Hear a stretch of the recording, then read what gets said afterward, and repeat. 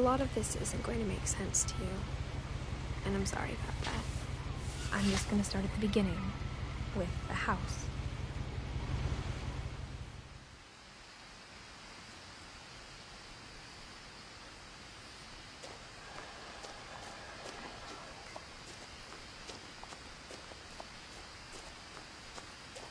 I lived here until I was 11, but I wasn't allowed inside half the rooms.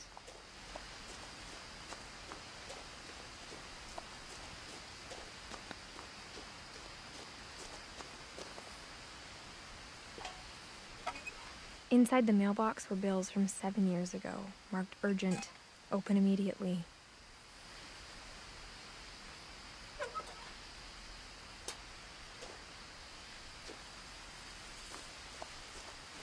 I hadn't been back since my brother Lewis's funeral.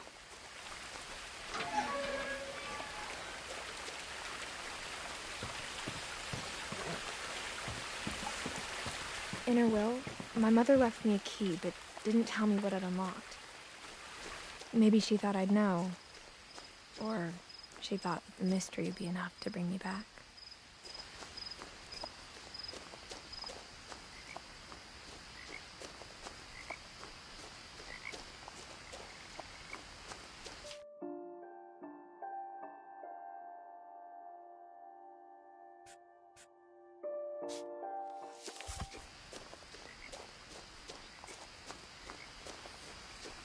No one had driven this way in a long time, but I saw a few hoof prints.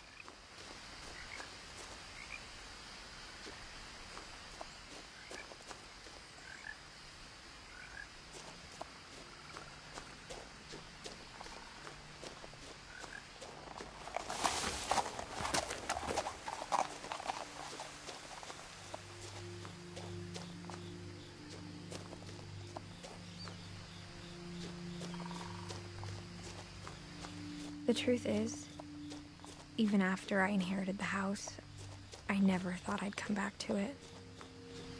But now I had questions about my family that only the house knew the answers to.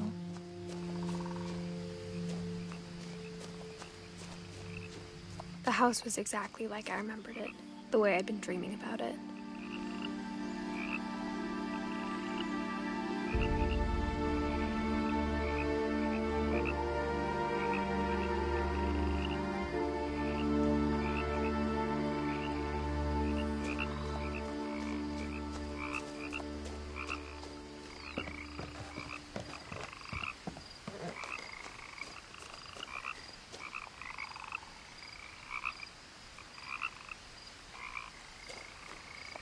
As a child, the house made me uncomfortable in a way I couldn't put into words. Now, as a 17-year-old, I knew exactly what those words were. I was afraid of the house.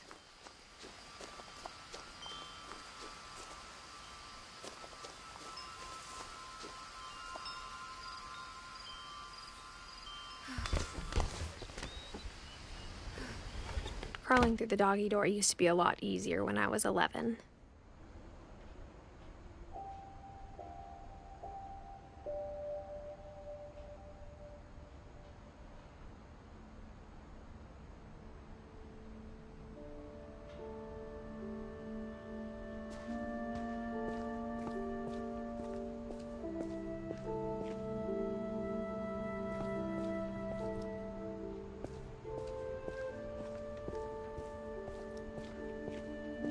For the first time in years,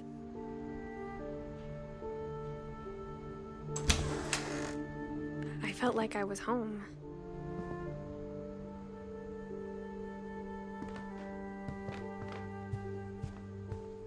The table was still a wreck from the night we left. It was like a bomb had gone off, killing everyone but sparing the furniture.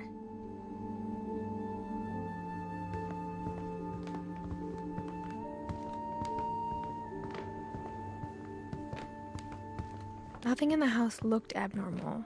There was just too much of it, like a smile with too many teeth.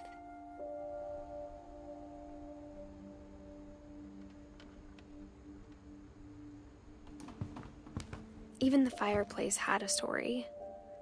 Edie told me the bricks came from the original house, after it sank.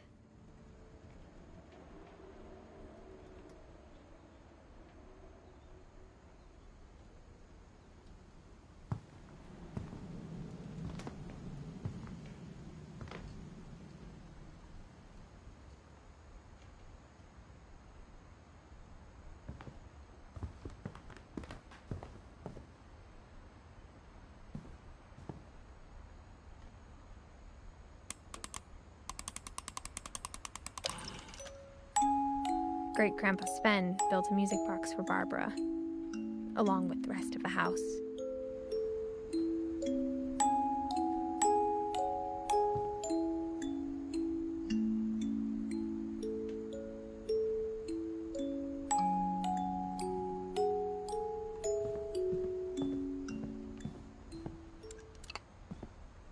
A lot of things got left behind in the whirlwind of that last night. My mom wasn't much of an optimist, but she never stopped believing that my brother Milton was alive.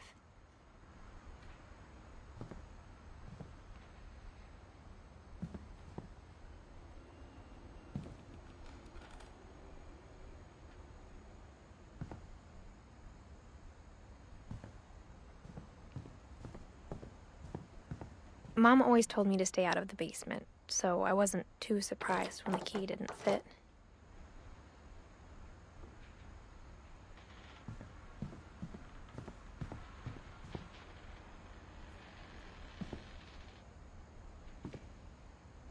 After Milton disappeared, Mom sealed up all the bedrooms. Then Edie retaliated and drilled peepholes.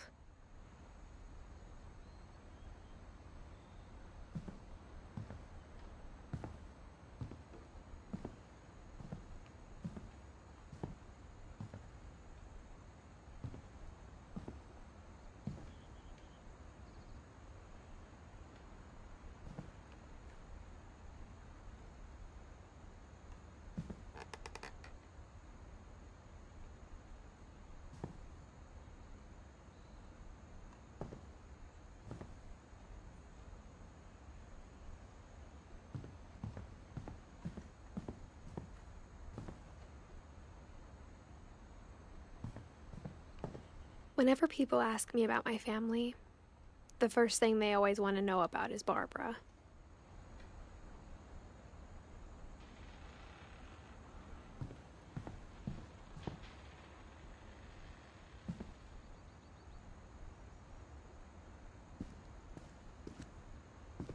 Mom must have locked the third-floor stairs on the night we left.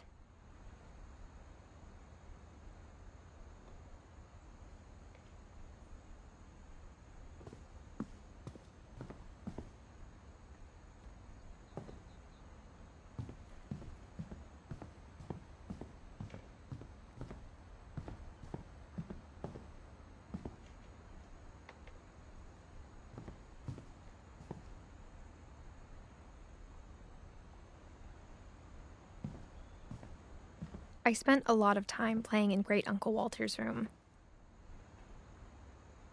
I think my mom sometimes regretted not sealing it up.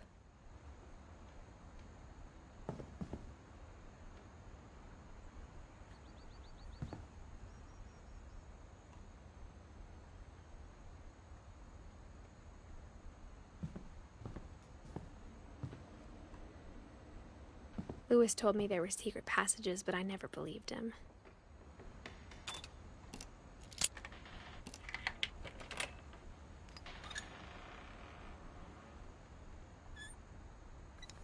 Turns out, my mom was really good at keeping secrets.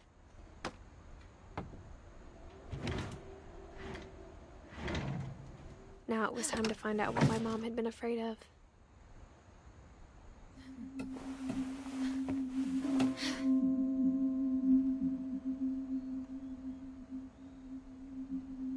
From the paintings on the wall, it was clear my brother Milton had been here before me.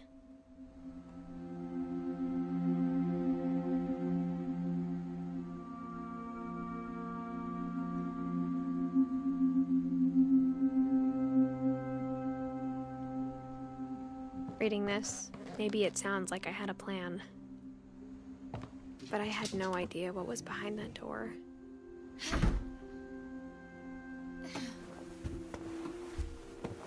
Just like I had no idea where all this was gonna lead.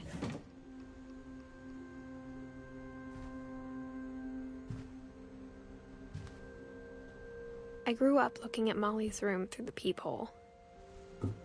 Molly's gerbil had a tiny bedroom with its own even tinier gerbil cage.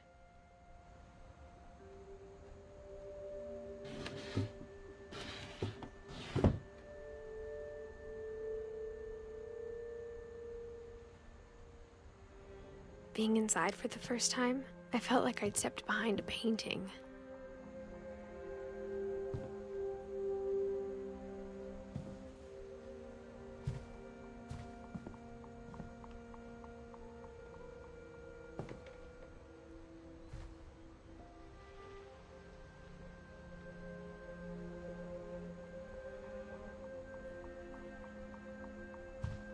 I got the sense Edie had spent a lot of time here before my mom sealed the doors.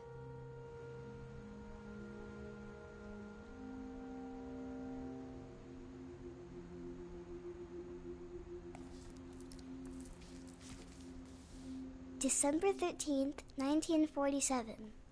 Dear Diary, I'll be gone soon, but I wanted to tell somebody about what's gonna happen. It started when Mom sent me to bed without dinner. I woke up and I was starving, so I looked around for something to eat.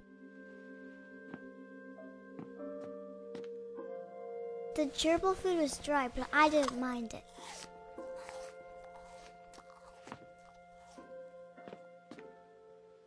My Halloween candy was all gone.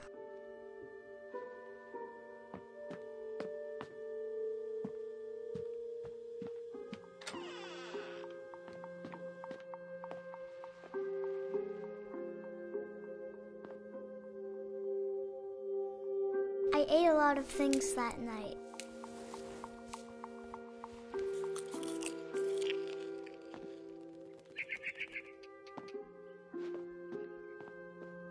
Then I heard chirping outside my window.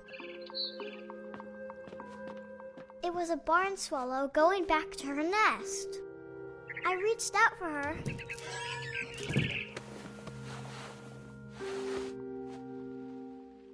And suddenly, I was a cat.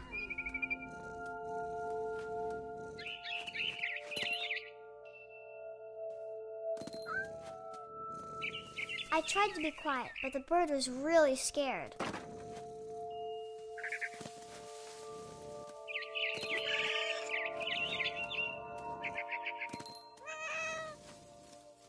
Mom and Dad didn't even look at me.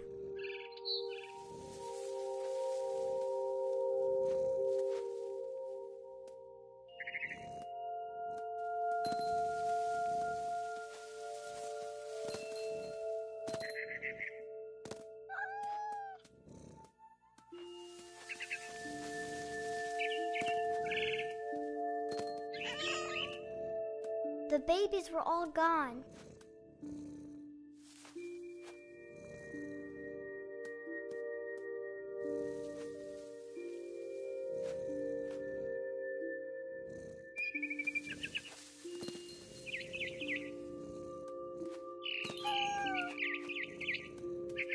I jumped and I almost got her.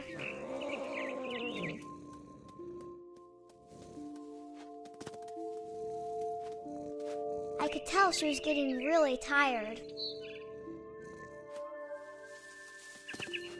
Now I was up in the big tree. I promised Dad I wouldn't climb it anymore. All I cared about was eating that mama bird.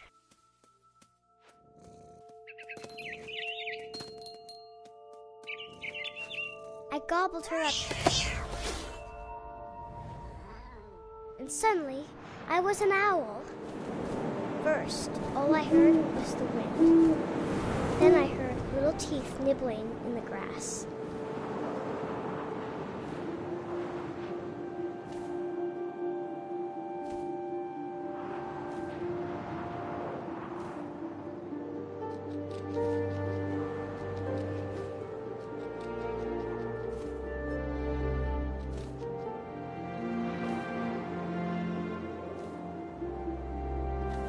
Rabbits.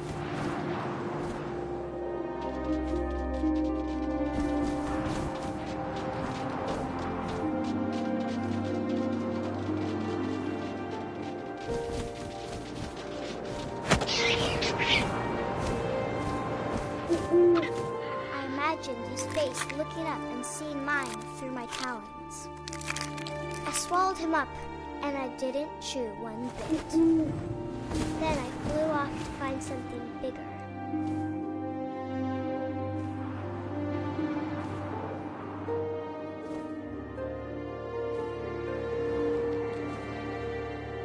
a mama rabbit.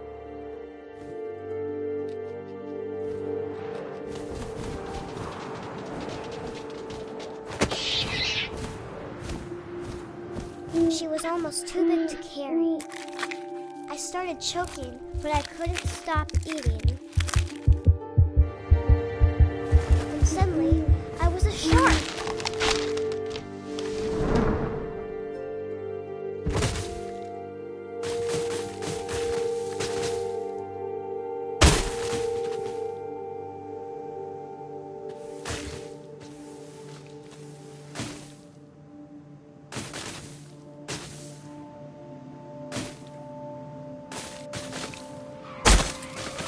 I rolled off a cliff and into the ocean.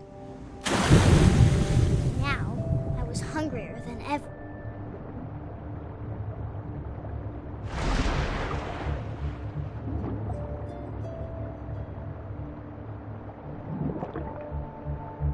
I wanted fat, juicy seeds.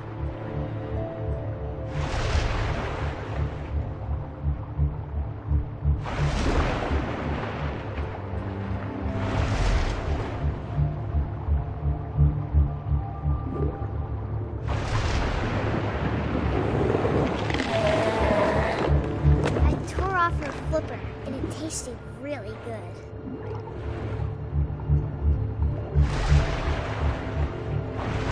Grabbed on tight. But I was so hungry, I jumped out of the water. When I opened my eyes, everything had changed.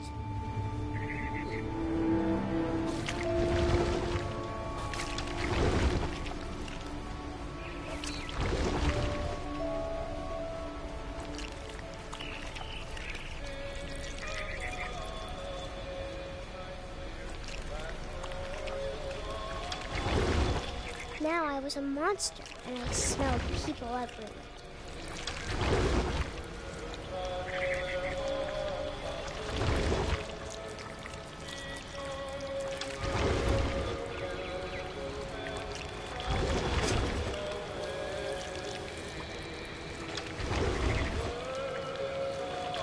I was big, but I moved real quiet.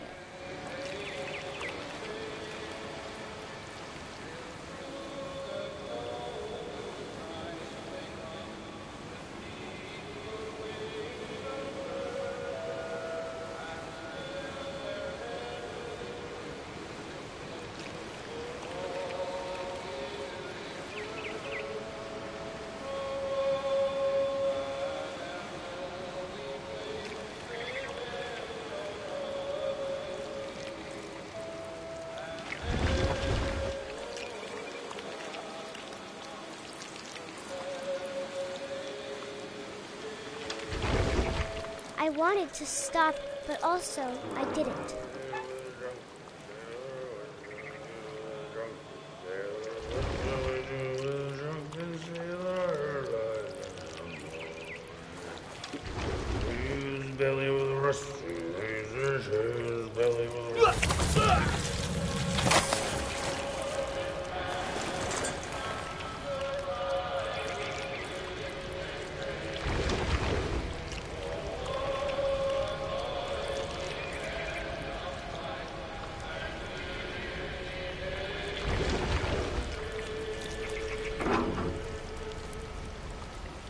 After the last passenger, I was still hungry. And to cross the water, I smelled something new. Something I had to have, so I swam towards it.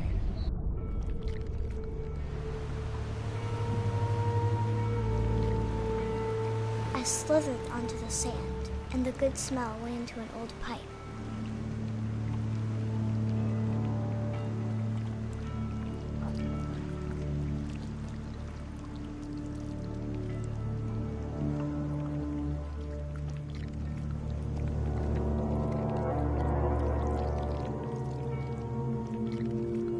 I got closer and closer.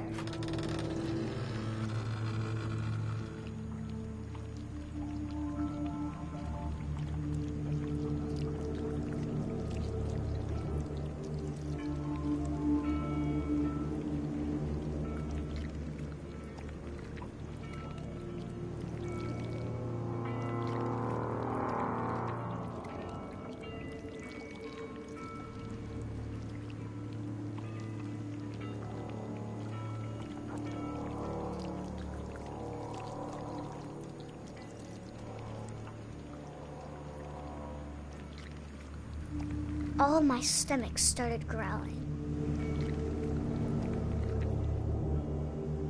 And suddenly, I was me again. I held my breath for a long time, but I couldn't hear anything. I think it's waiting for me to fall asleep.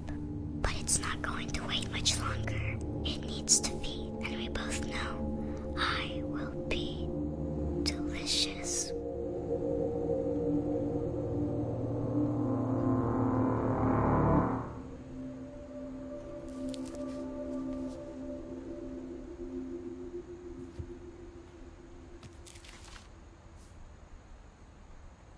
I'm not sure if I believed all of that, but I'm sure Edie would have.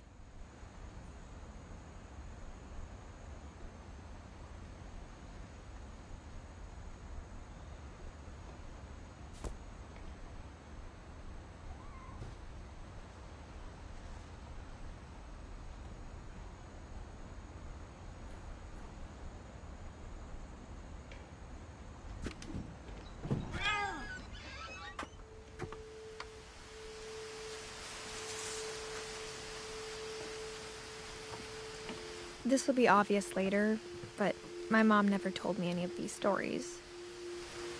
Edie would have, but Mom didn't like bringing up the past.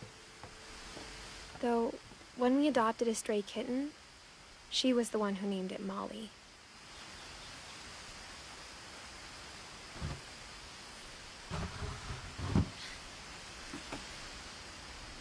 I spent a lot of time in Great-Grandma Edie's room.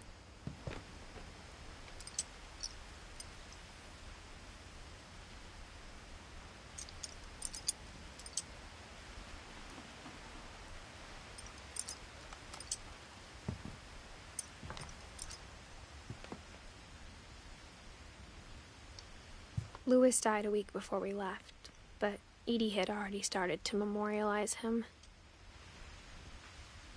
Edie knit me a new pair of gloves every year, just in time to replace the old ones.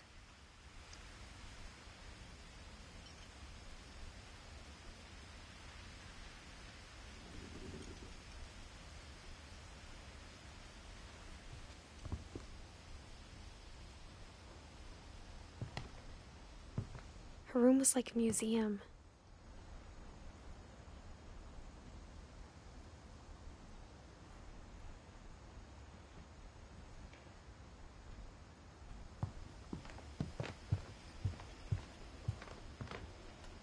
When Edie told people Sven was killed by a dragon, she could also have said he was building a dragon-shaped slide that collapsed.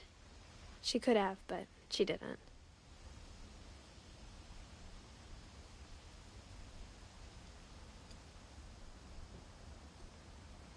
Even in her 90s, sometimes Edie seemed a lot younger than my mother.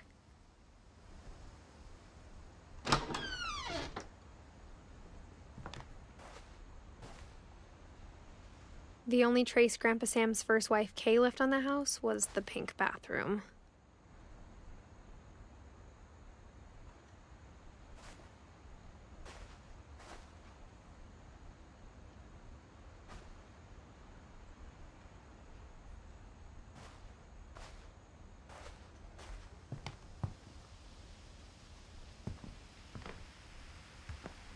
Edie gave a big interview about a mole man living under the Finch house.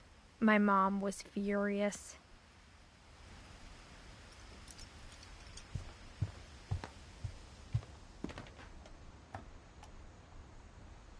For 500 years, the Finches have been famous throughout Norway for their fortune and misfortune.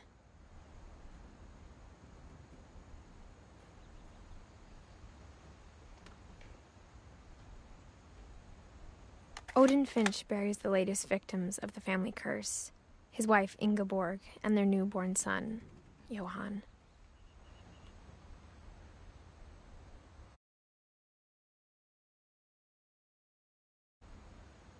On January 7th, 1937, he set sail with his family and his house, hoping to leave the curse behind. But 40-foot waves off the coast of Washington send the house and Odin to the bottom of the sea. Odin's daughter Edie, with husband Sven and baby Molly, step ashore on their new home, Orcas Island. Odin Finch is the first to be buried in the new family cemetery. His daughter Edie is already dreaming of a new Finch house.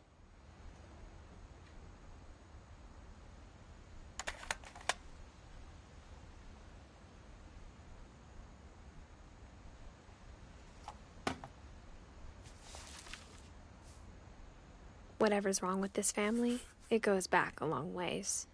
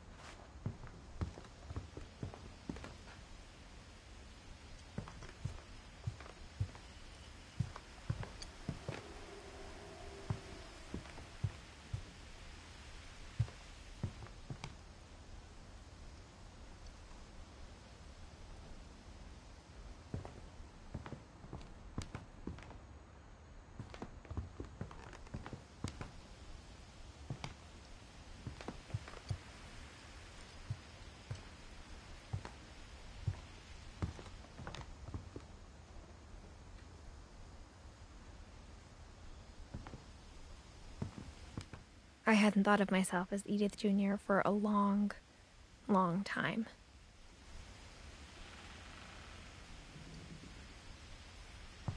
One summer, they evacuated the island, but Edie refused to go. For a few weeks, she was a celebrity.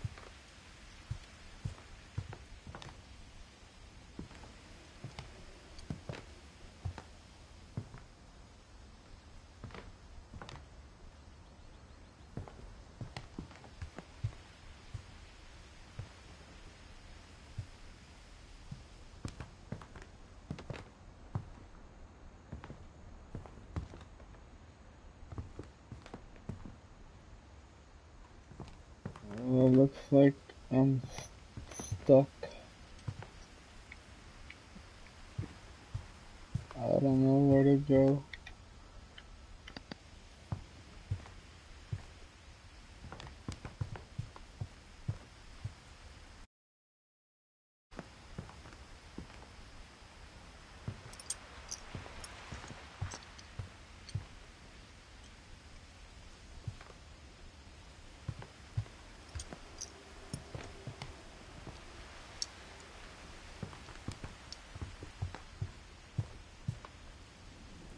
Great-grandma had always been the family's biggest fan.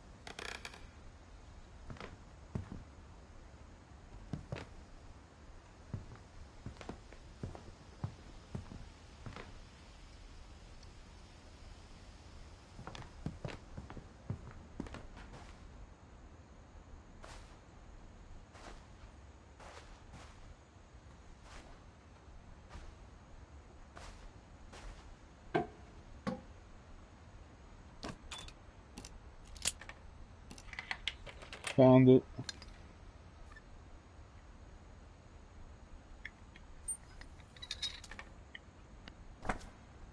There's a secret in this bathroom.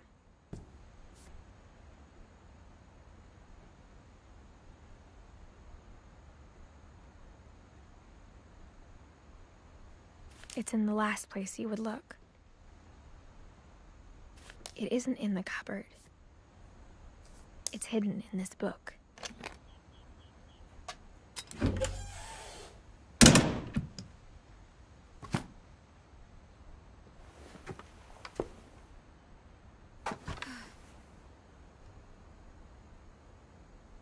Sven gave Sam an old camera he'd refurbished. He never put it down.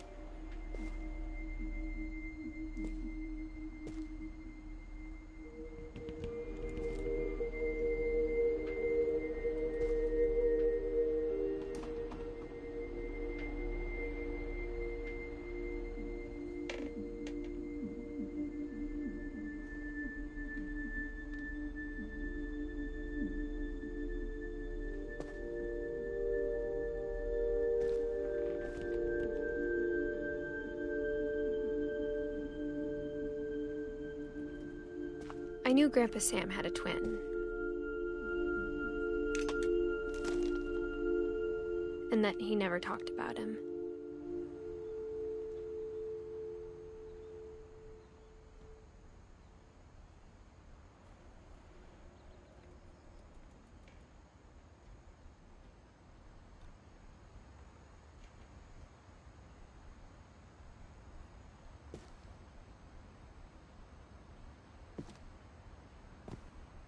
I guess my grandpa didn't like history any more than my mom did.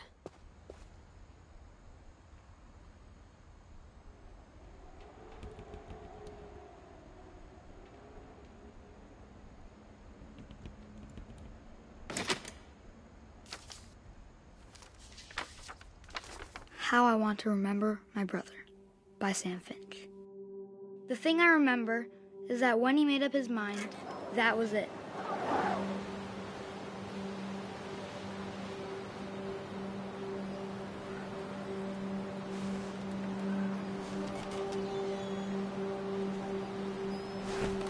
My brother said he'd die before he ate another mushroom. And he did.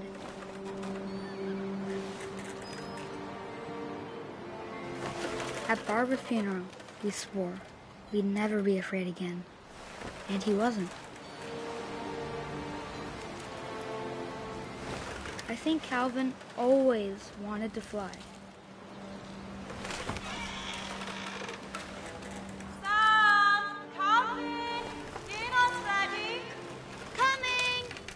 But that day, he finally made up his mind to do it. I told him going around was impossible.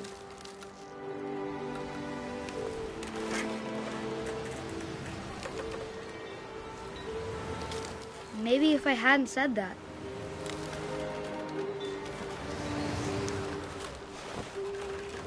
Alan, I'm not gonna tell you again. Maybe if the wind hadn't picked up. Then maybe he'd still be here. But I doubt it. I think he'd already made up his mind.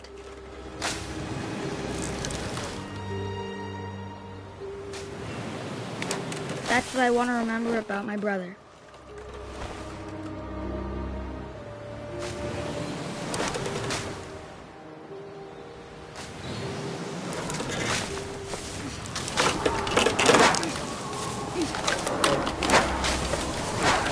The day he made up his mind to fly.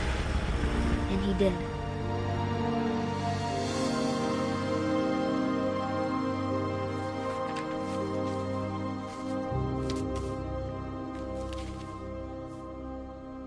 Calvin's story felt strangely familiar. When I was younger, I remember trying to do the exact same thing.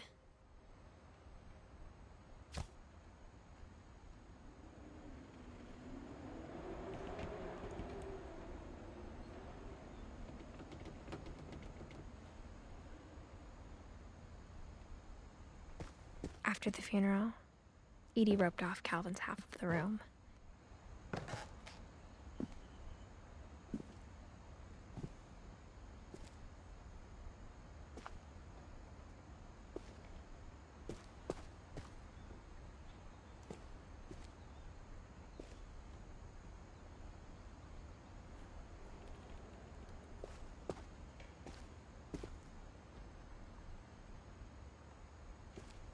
Mom said Grandpa Sam enlisted at 18 and never set foot in the room again.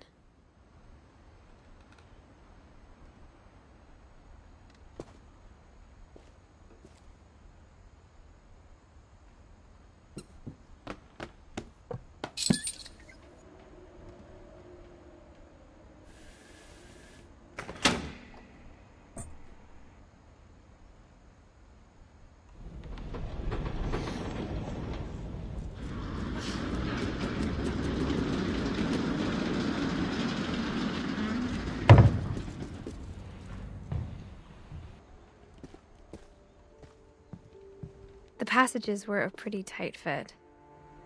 They'd obviously been built for smaller hands and bellies.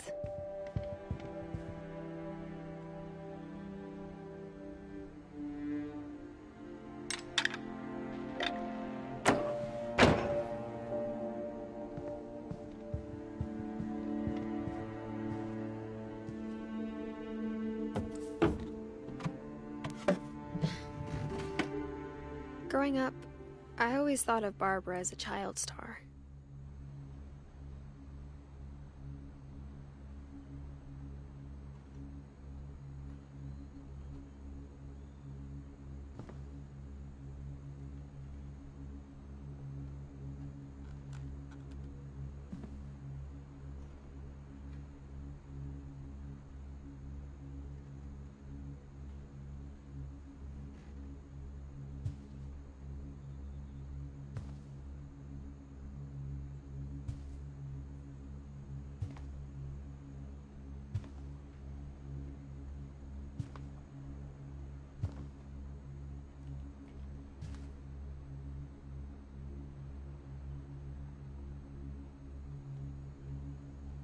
I never thought about how hard it must have been for her afterwards.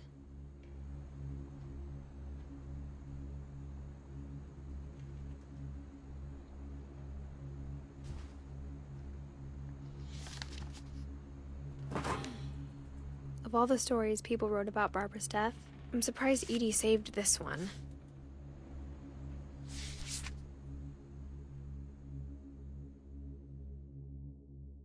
Old Jack here with another ghastly tale inspired by America's most unfortunate family.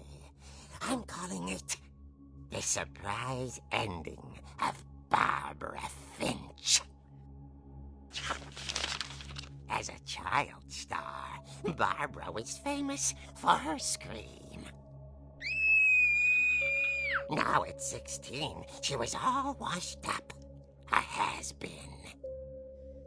But in a lucky break, she'd been asked to perform her signature scream at a local convention for monster movie fans. It was just the boost her career needed. Unfortunately, her scream hadn't aged well. Getting better. I think you just need the right motivation. Her biggest fan and current boyfriend, Rick, was about to demonstrate when... Now that was a great scream. It was Barbara's father, Sven. He'd slipped into a table saw and had to be rushed to the emergency room. So Barbara got stuck babysitting her youngest brother, Walter. Her convention comeback was cancelled. Okay, I'm hearing frustration, but I'm not hearing terror. What if I tried... A gang of hoodlums in Halloween masks have been terrorizing Orcas Island tonight. Police are urging residents to... That came from the basement. You're right! Also, I loved your delivery on that. Why is your basement door locked? Because my dad likes making puzzles and secret passages. There's a key hidden in the music box. The secret is to keep winding and winding until finally the key pops out. Thanks, babe. I'll be back in a sec. 20 minutes later, Rick hadn't returned. So Barbara went to look for him, right on cue. She reached for the music box.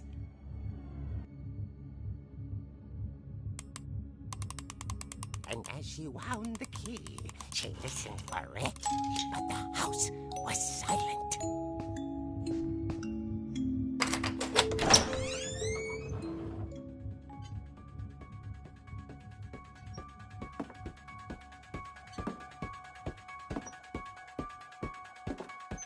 She found Rick's crutch and imagined the worst.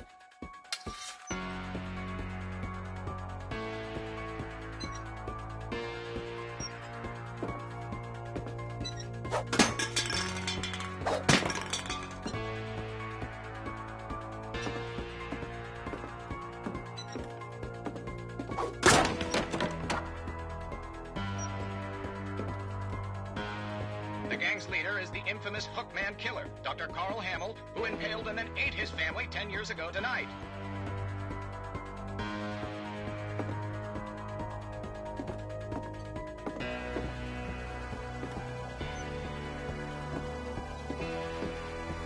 The old fridge rattled and grew still.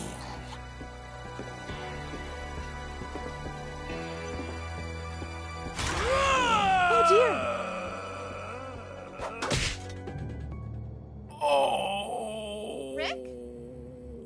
Barb, relax. I was just trying to scare you to help you find your scream. Well, I'm not scared, Rick. I'm furious. Then act furious. All I'm getting from you now is that you're hurt and confused and you... She threw him out, but she kept a little something to remember him by. Barb, have you seen my other crutch? And she was still holding it when she fell asleep watching the late picture show. Hours later... Barbara! Walter, what's going on up there? Ah! Okay, I'm coming up, but if this is a trick, you're dead, Walter.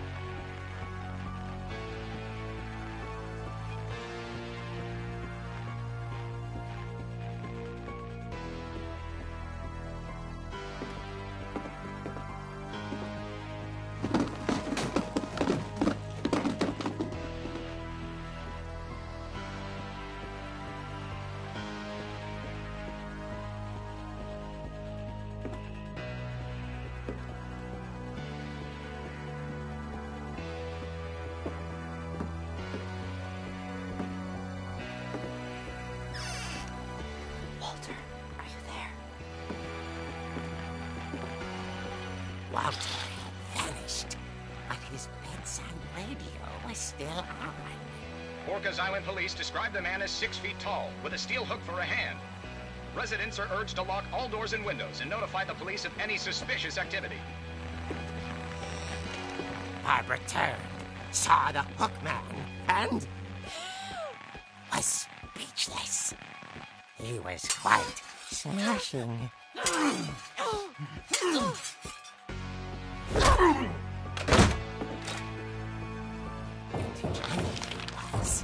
He couldn't get enough of Barbara.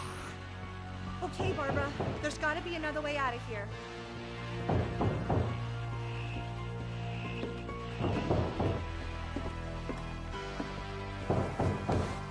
That night, she played her part beautifully.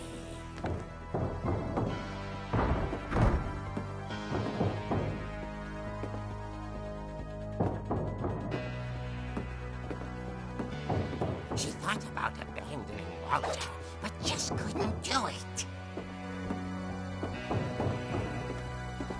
Molly Lenore hadn't been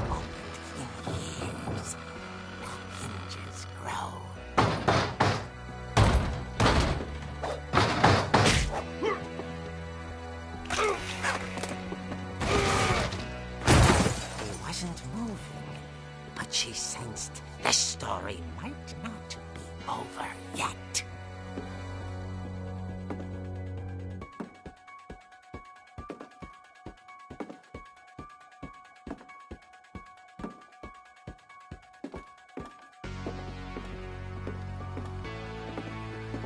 The hookman had vanished.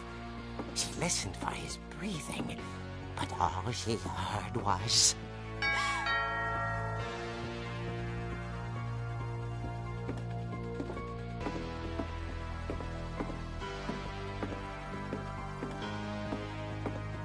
someone at the door was dying to speak to young Barbara. At the door, she heard whispering. It was coming from inside the house.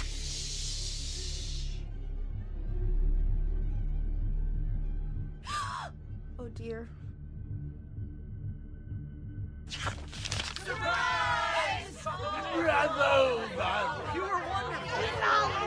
The monsters had come to surprise her.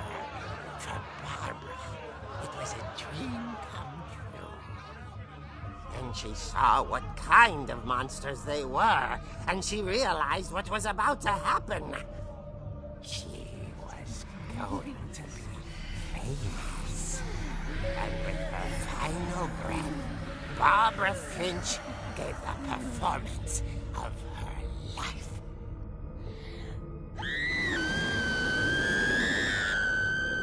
I wasn't there myself, but I hear Barbara was magnificent. Poor girl. She had a taste for stardom. But unfortunately, so did her fans. Of course, the police blamed it all on poor Rick, who disappeared the same night. And little Walter? Hiding under his bed the whole time. He took it all pretty hard, but that's another story. As for Barbara, tucked inside the music box is all they ever found of her.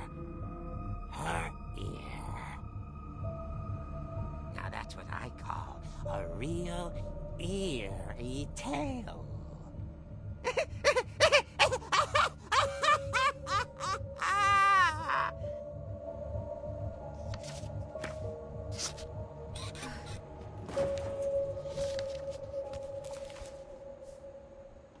Edie told me all Barbara wanted was to be remembered, as absurd as that comic was.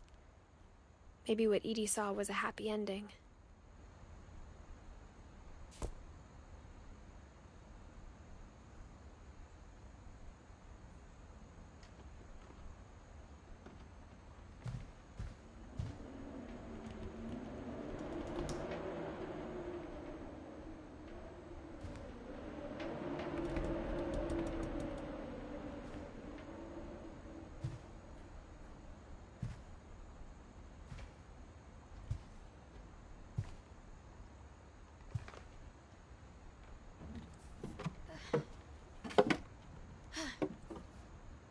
I guess now I know why Mom didn't like me playing with the music box.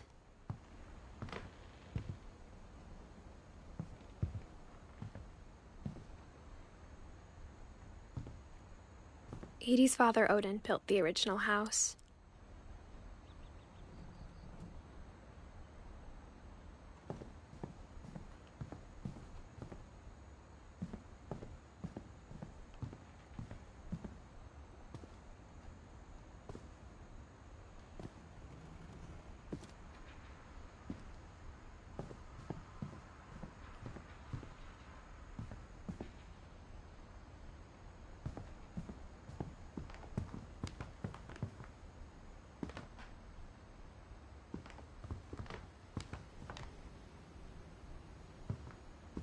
It's funny. All those times I played with the music box and never found the basement key.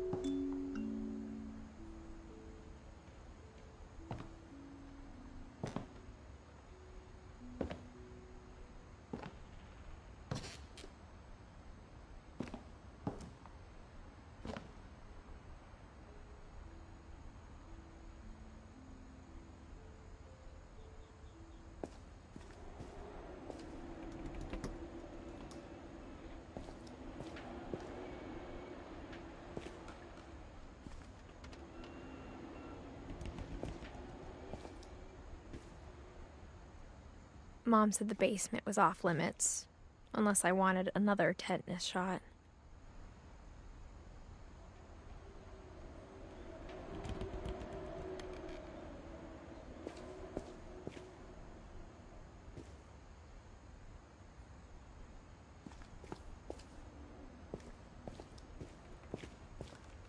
I saw Edie sneak down to the basement once, carrying packages.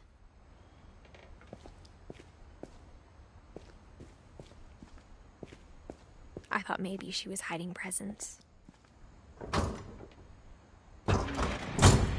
It turned out she was hiding a lot more than that.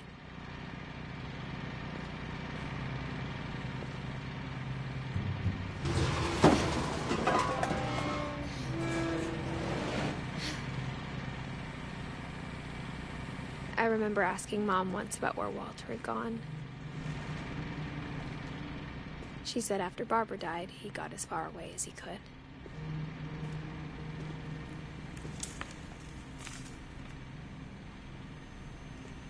If there's a pattern in all these stories,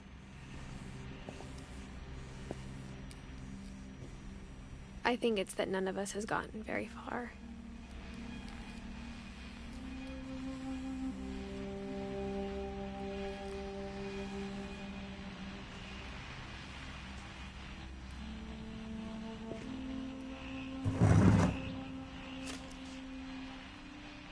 Goodbye, everyone. I can't believe I've been down here for 30 years. On that first day, after the shaking started, I didn't think I'd survive a week.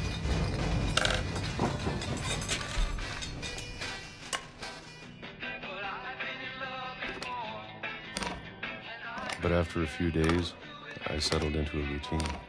That's what kept me sane. Having a schedule, living for today. I always expected to be dead tomorrow. But if you wait long enough, you get used to anything.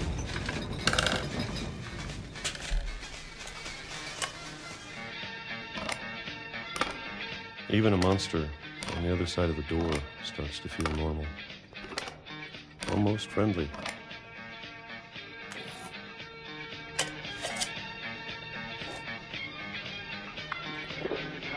And then one day, everything just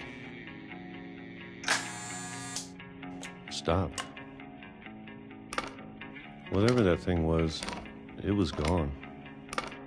Maybe it got tired of waiting. Or maybe I just got tired of being afraid.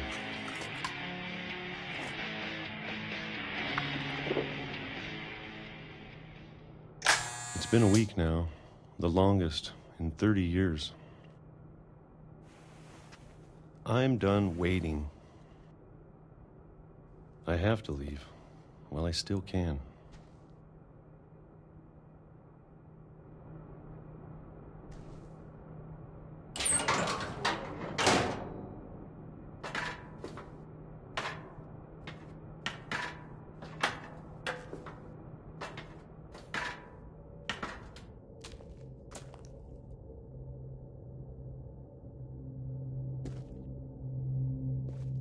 I know it's out there, somewhere.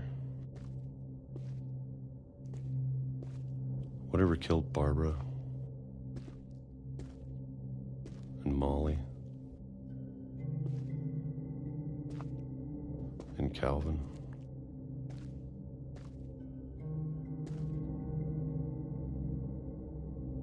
Maybe this is all a mistake. But I need to stop living the same day, even if it kills me.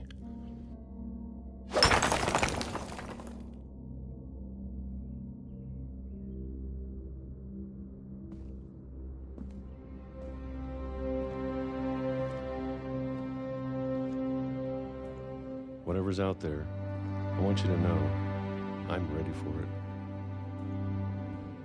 I'm going to appreciate all of it, especially the food.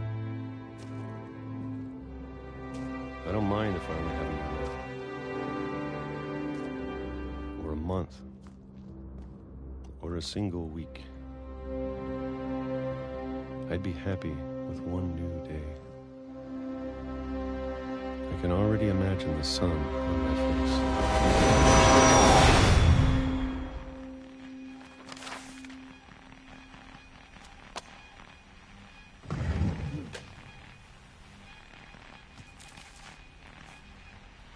Walter died when I was 6. I can't believe my mom never told me he was down here.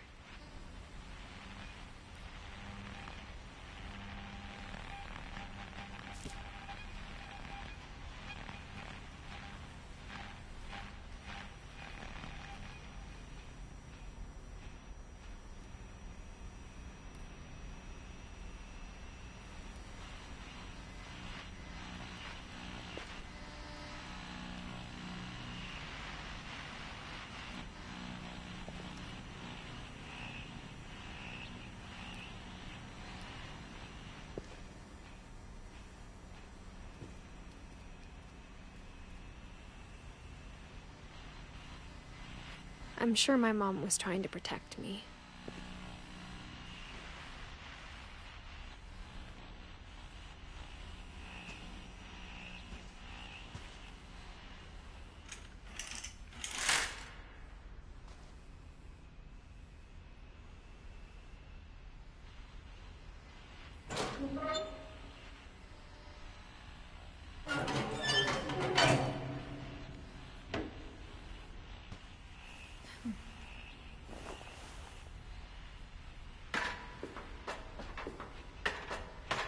Maybe she was afraid I'd end up like Walter.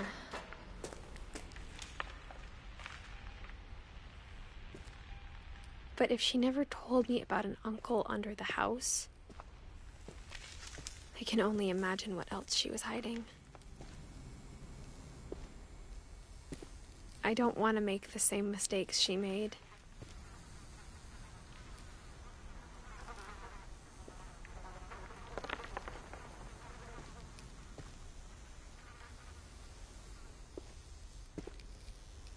Trying to bury something that's still alive.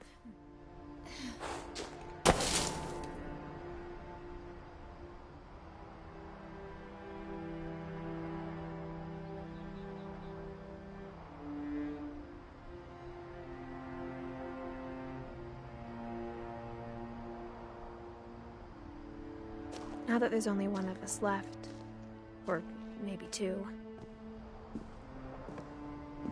I thought it was time I heard the stories for myself and found out what happened to everyone else. But now I'm worried the stories themselves might be the problem. Maybe we believed so much in a family curse, we made it real.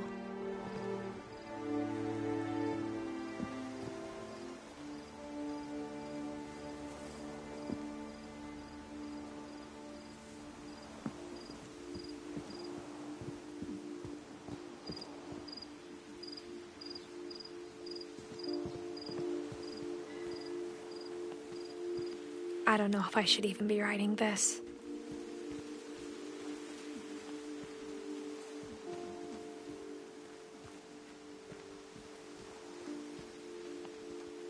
Maybe it'd be better if all this just died with me.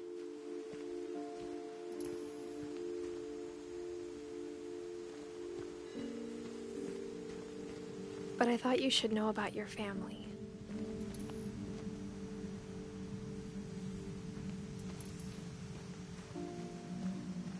And the history you're a part of.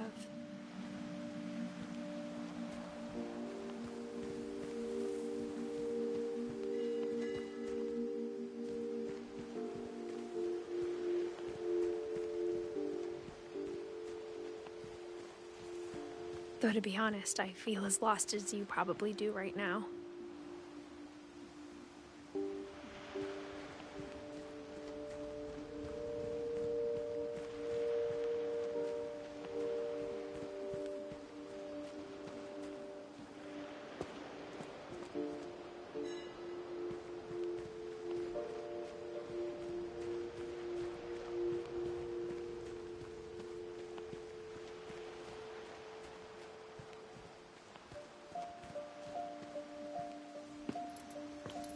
I think the people in these stories believed them, for what that's worth.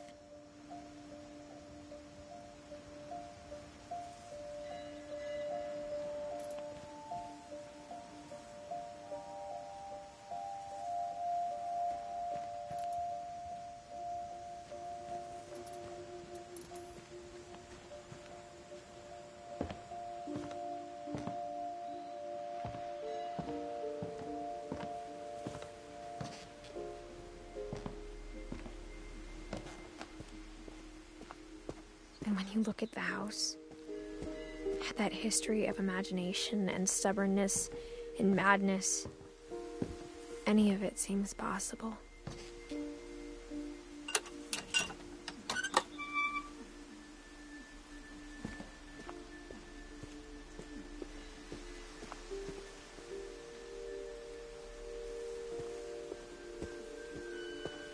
I think we've been surrounded by death for so long, we've just gotten used to it.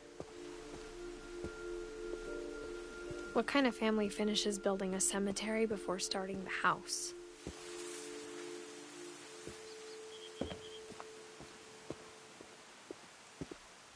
It's embarrassing for me to admit this, but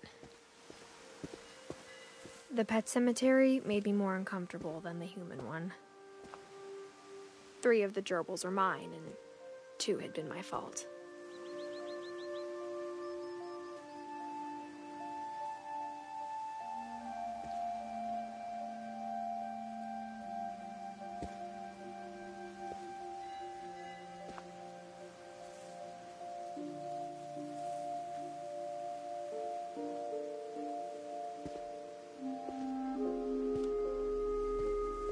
Sven built the house, but it was Edie who designed the cemetery.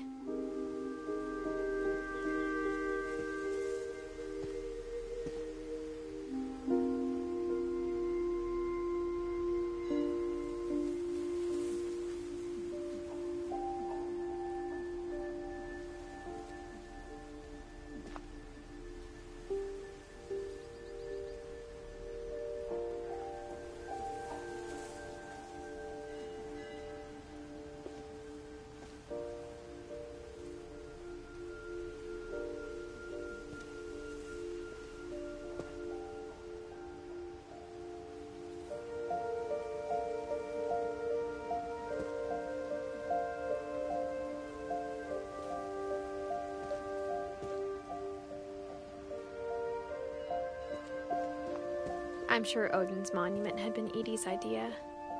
My mom was always trying to move on, but for Edie, the past never went away.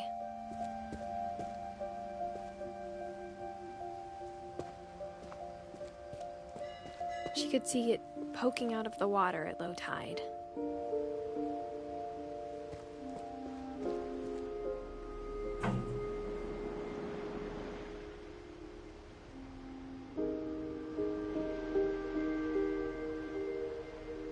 Edie said she dreamed about the old house every night.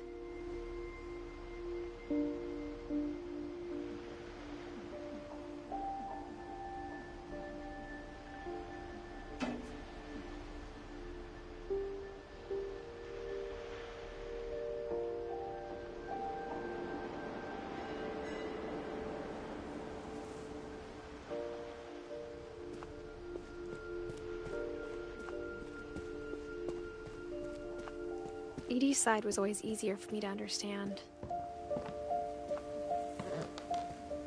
But the older I get, the more I can see where my mom was coming from.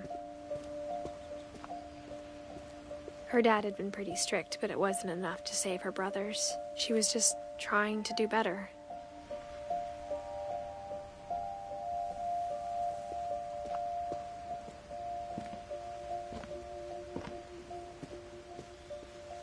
She lost 2 of her brothers, just like I did. I get why she tried so hard to protect us.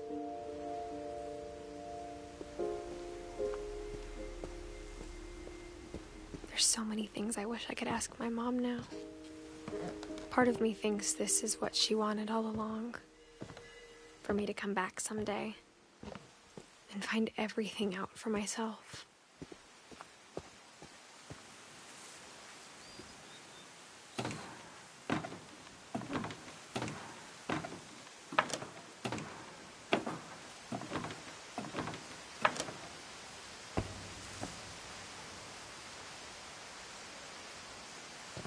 But looking back on it now,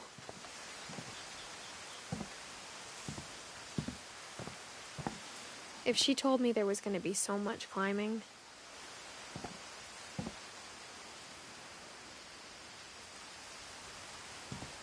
I never would have come when I was 22 weeks pregnant.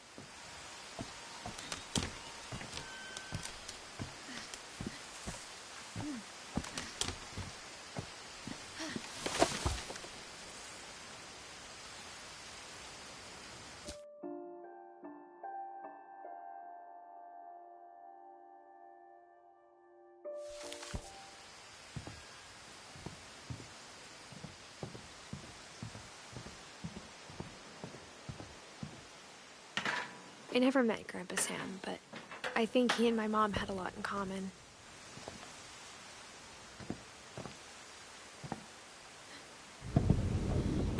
They were both pretty intense.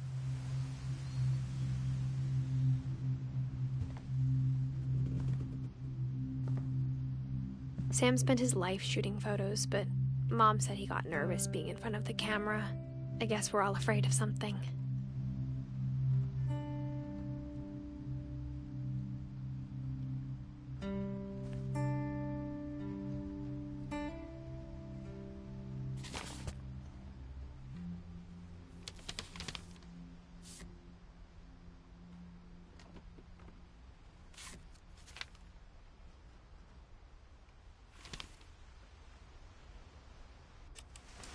Dawn, I promise, you'll never forget this weekend.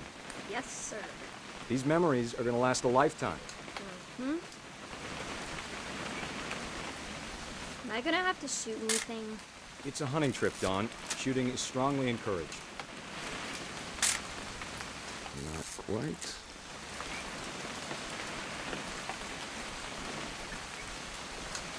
What? Perfect. It's gonna rain the whole weekend, isn't it?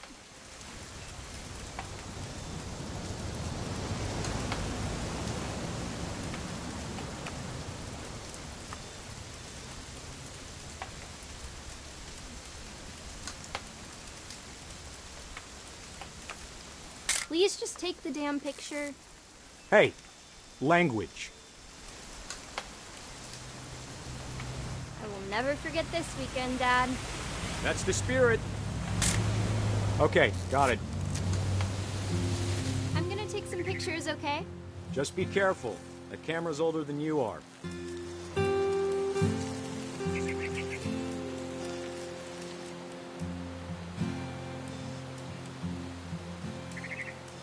You're right, Dad. It's starting to clear up. Still freezing, though.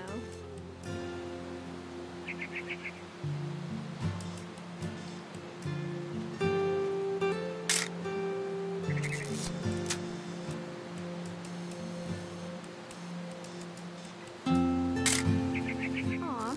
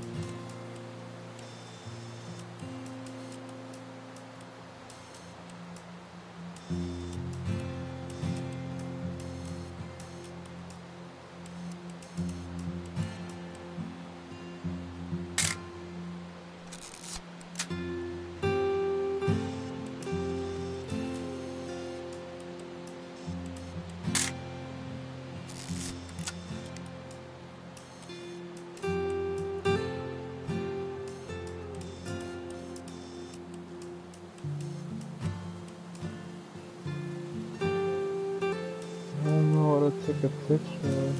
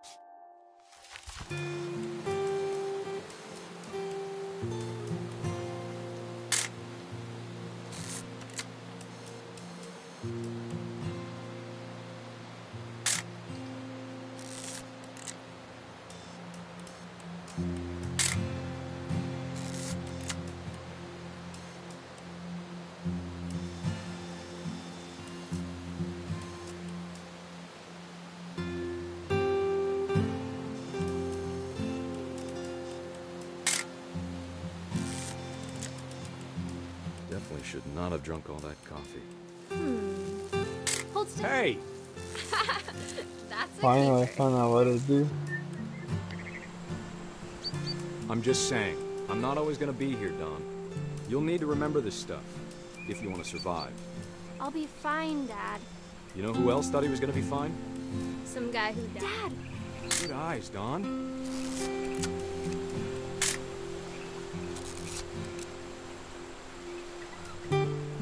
Before you take the shot, let me get a picture of you.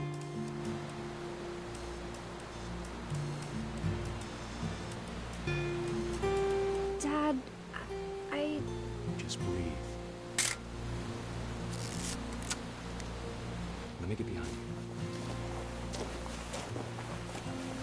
Do I have to do this?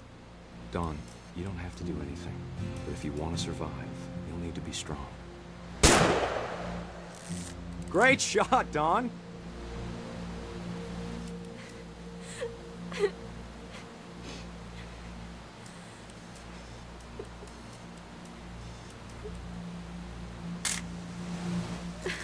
I'm proud of you, Don. Always remember that, okay?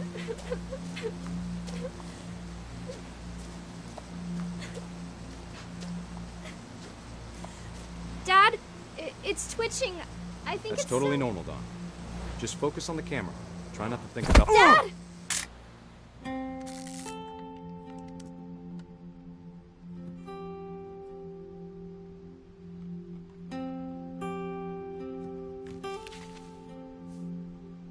Of all these stories, that's the one I wish most that my mom had told me.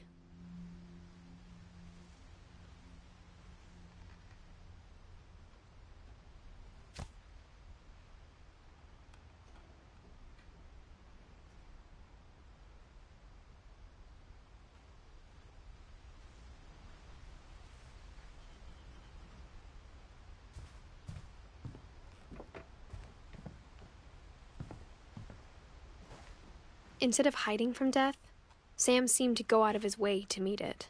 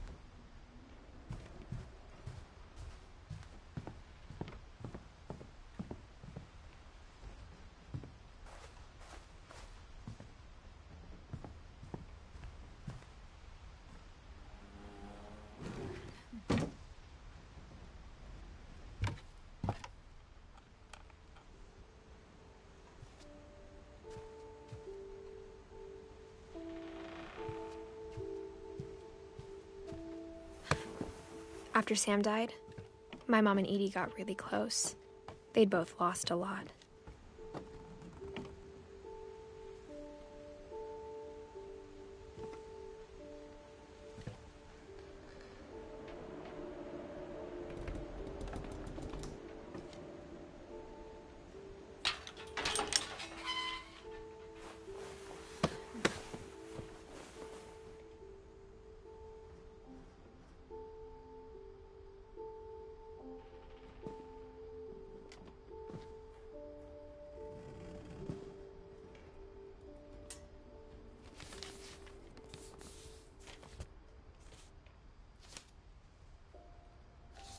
Dear Kay, do you remember the way Gregory used to laugh when he thought he was alone?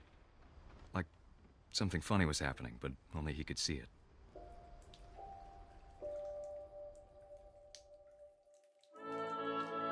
I think he saw things the rest of us don't.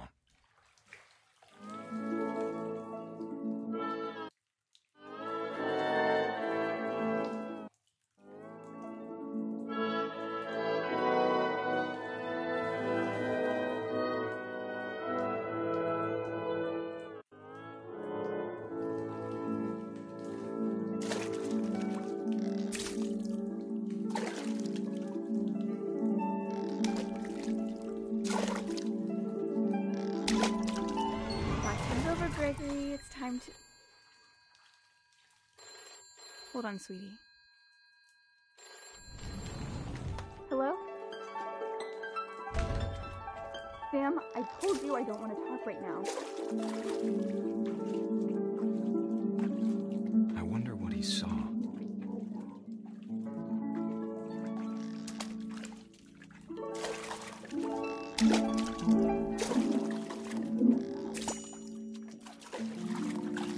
What his world was like. He reminded me so much of Caquita. Lost in his imagination.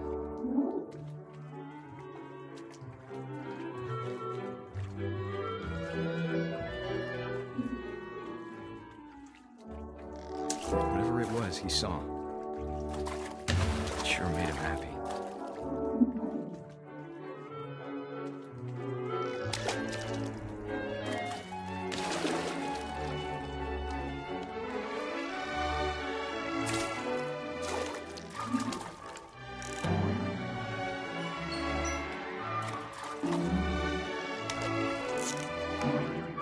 I know how silly it sounds.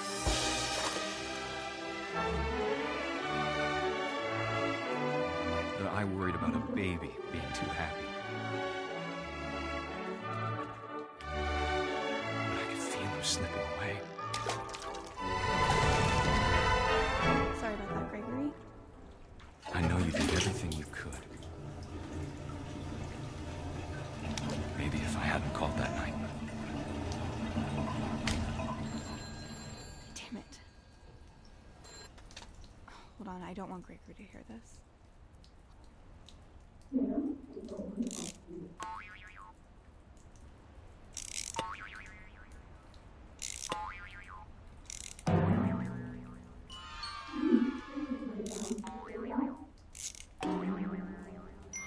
I wish he could have told us about the world he saw.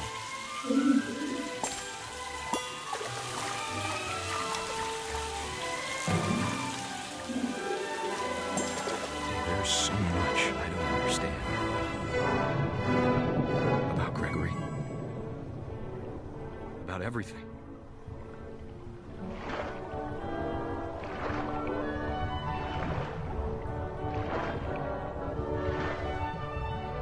But I know what happened wasn't your fault.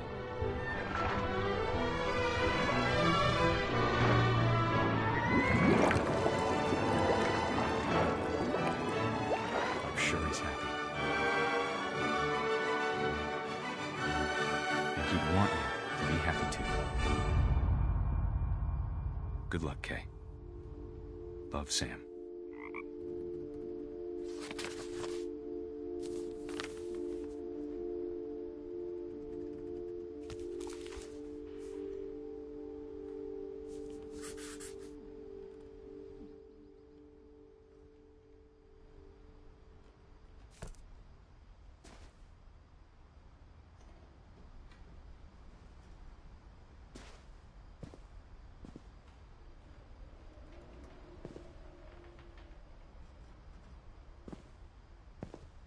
I can't imagine my mom ever writing poetry, and yet...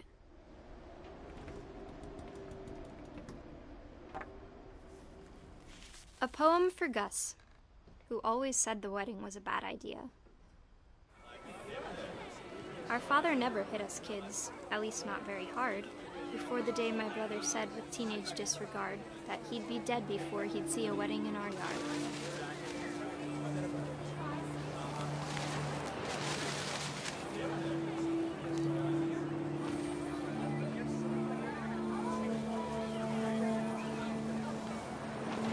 father made him come, of course, but Gus stood far apart, just flew his kite and bottled up the storm inside his heart.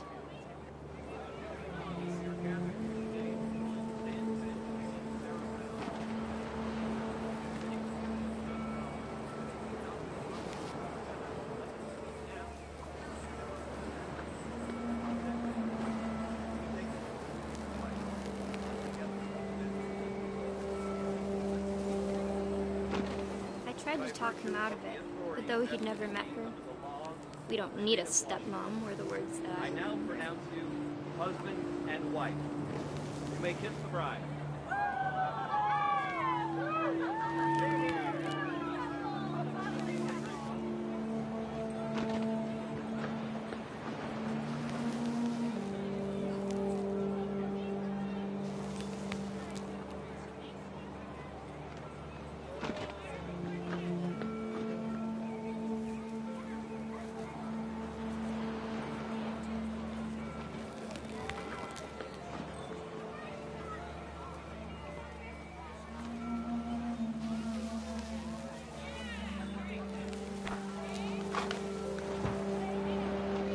When the time for photos came, Dad ordered him to come here. But Gus declined, and as a sign held up his middle finger.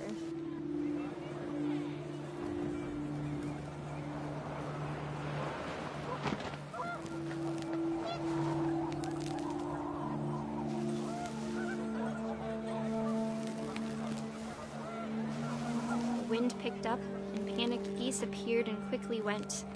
But all the humans did that day was go inside the tent.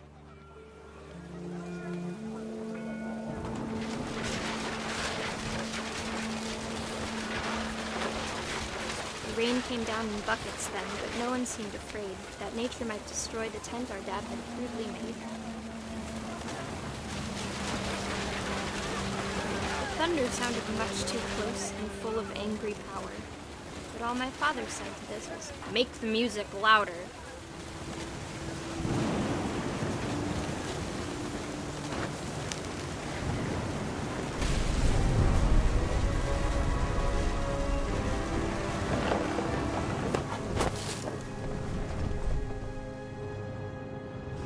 I wish that I could truly say I thought about you on that day.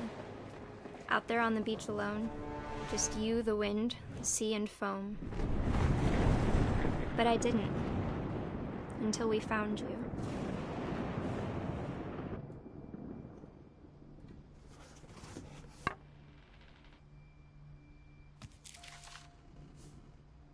She never talked about him, but Mom told me once if I was a boy, they were going to name me Gus.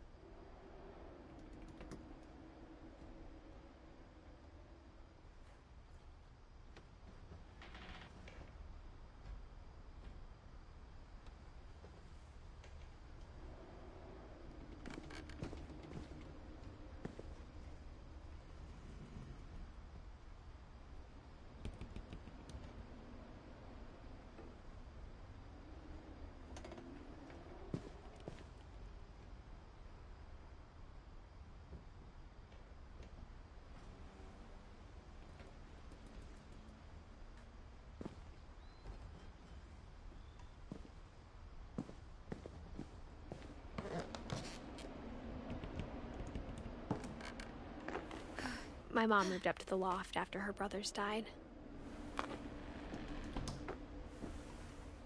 At the time, it was as far away as she could get.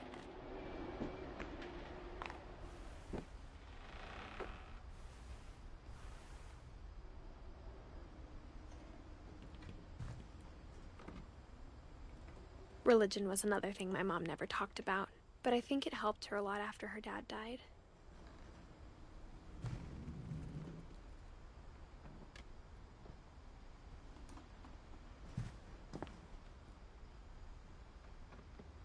She spent a summer building houses in Calcutta, where she met my dad, Sanjay.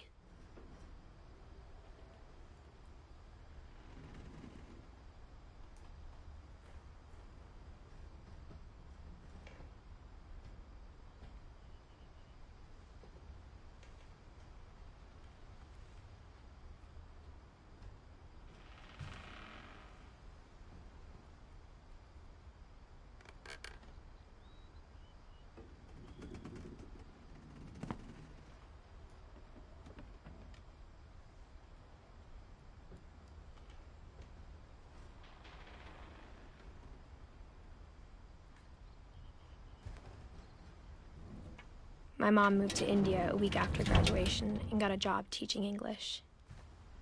Louis was born a year later.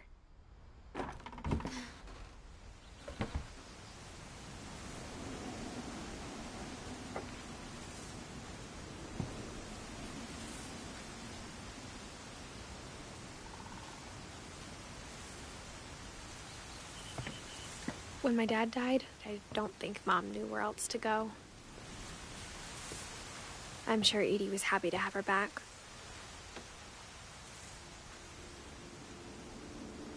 And to see kids in the house again.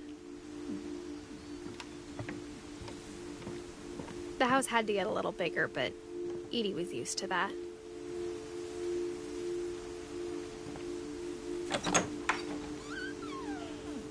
And for a while, things were good. Almost normal.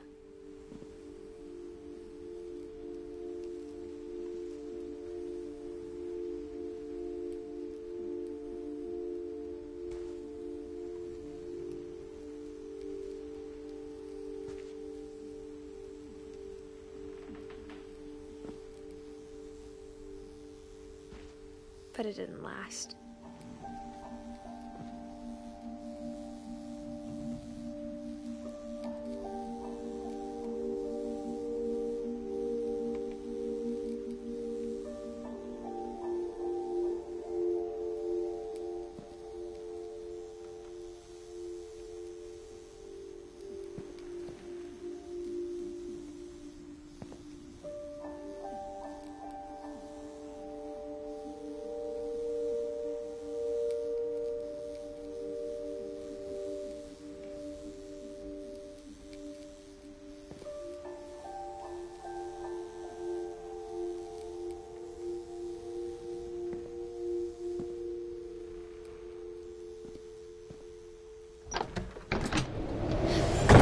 The beginning of the end was Milton's 10th birthday, when Edie gave him a castle.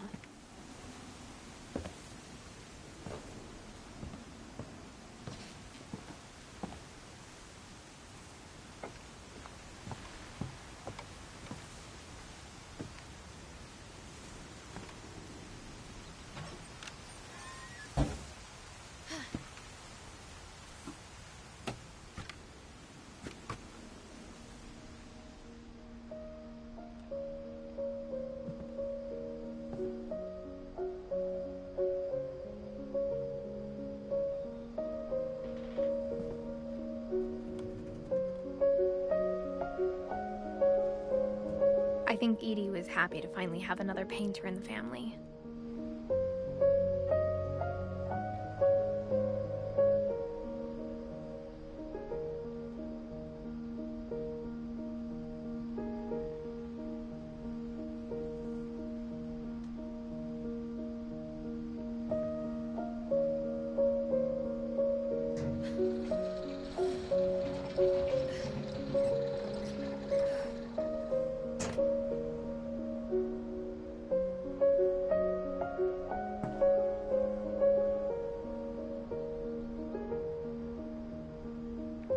This whole room is a reference to another game I've played before called The Unfinished Swan. I didn't know it was made by the same people until now, I guess. I'm gonna look into it later.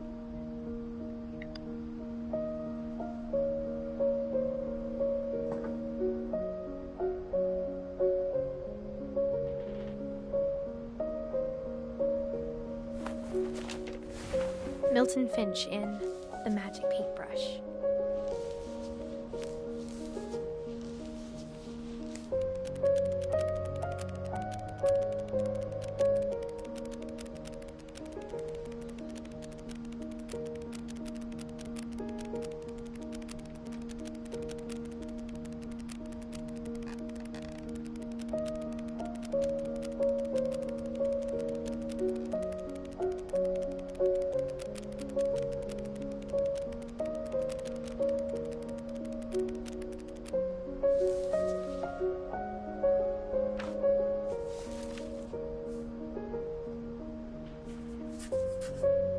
I was 4 when Milton disappeared.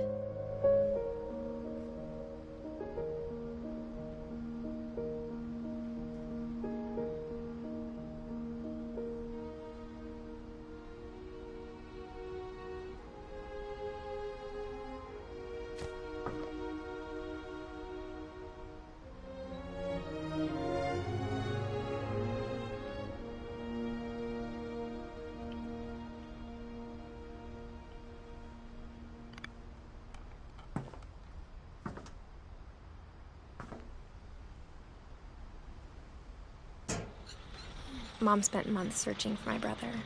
Then she sealed the doors.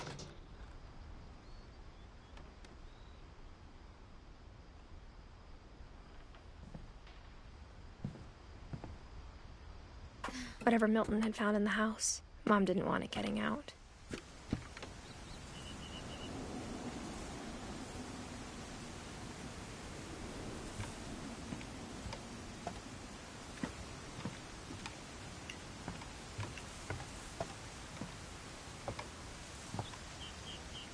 I'm really loving this game so far. But right now, what I went through this room, I think that was my favorite part so far, because it connected the story to another game that I played 2 years ago. And it kind of like closed, it gave me closure. It's beautiful.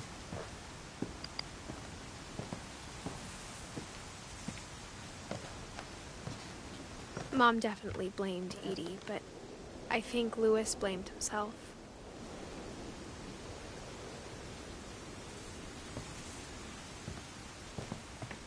After he graduated, he just spent more and more time in his room, until Mom got him a job at the cannery.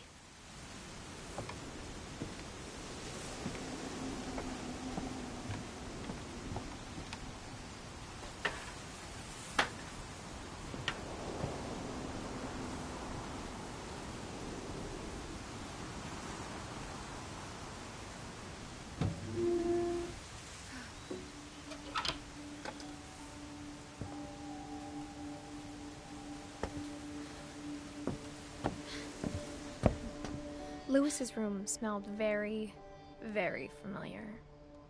That part of him lived on.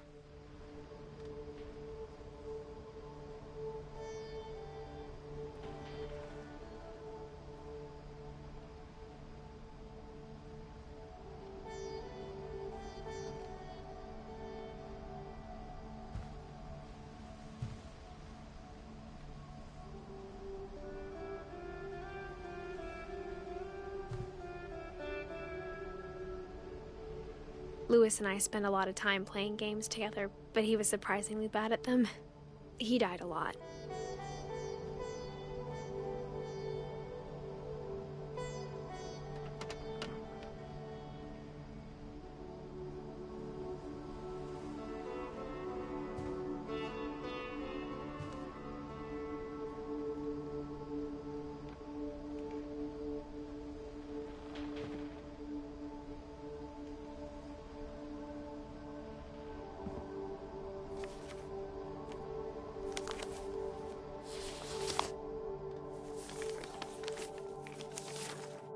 Dear Mrs. Finch, as Louis's psychiatrist, I can understand your desire for an explanation.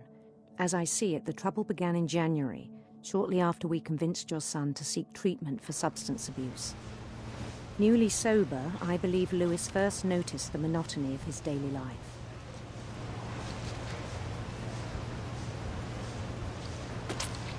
He kept working at the cannery, but he withdrew part of himself.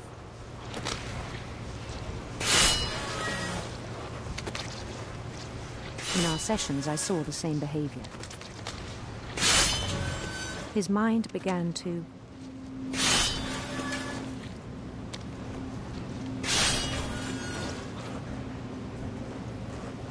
wander.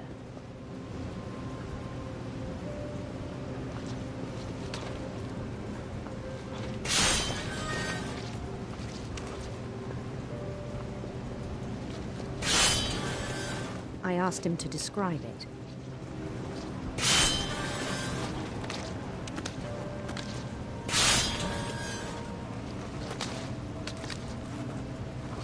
He said he started small,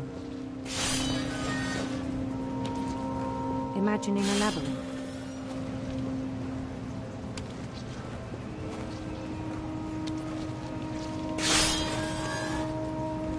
He'd feel his way about.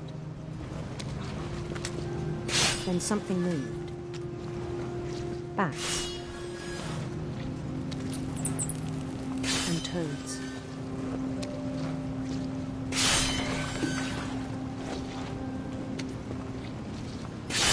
and things that have not names. He knew it was all in his head.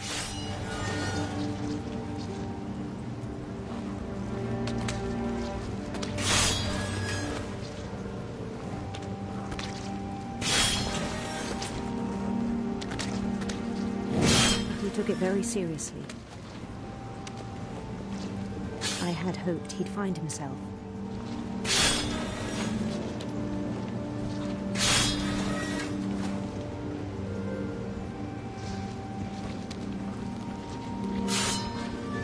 But he found something more. I worried about him then. Daydreaming at the cannery. I spoke with his boss.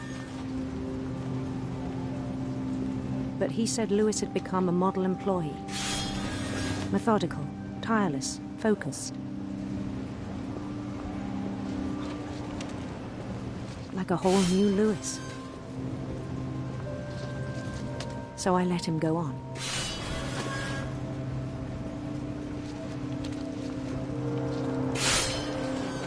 I even encouraged him. It seemed very promising at first. He told me he'd made a new friend.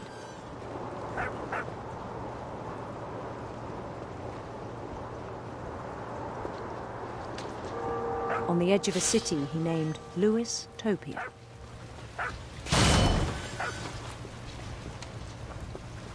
He built the city up slowly, brick by brick. Then he made musicians.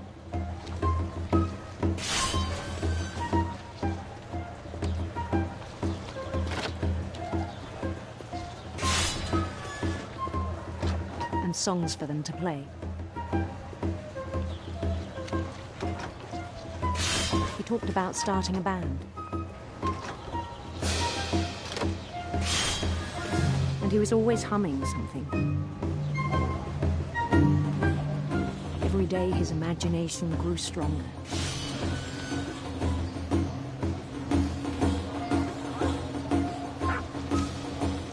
He no longer spoke at the cannery. But his chopping was as reliable as ever. Then one day it struck him that all the cheering crowds, even the stones under his feet,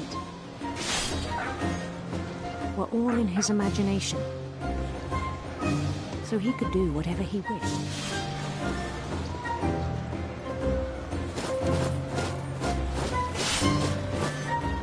He held an election for mayor. And he won.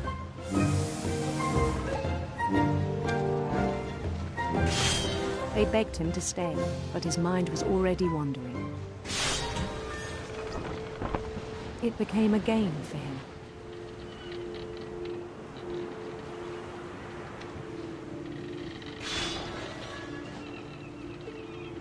He'd conquer a city, then immediately push on. New Louisville. St. Louis. He started drifting away from our reality.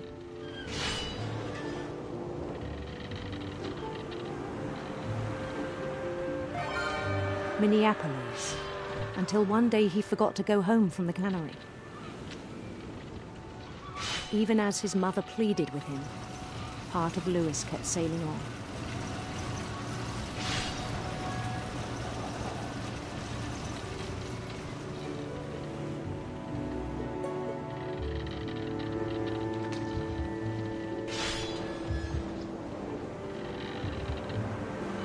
In Lewisburg, he heard rumors of a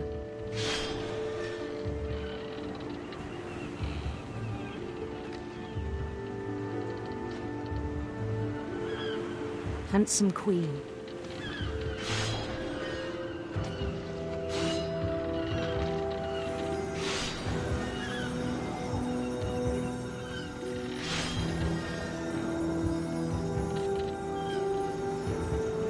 The queen was on her own quest for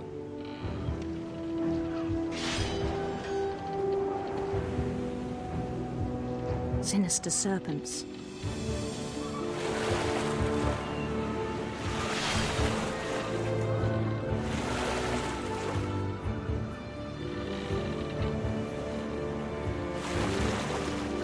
He followed the sound of her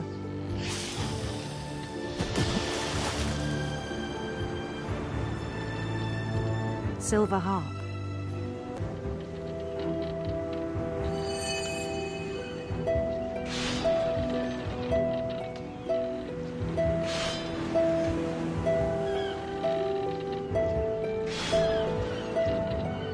His chase led him to a golden palace east of the sun and west of the moon. Even then, his logic remained sound.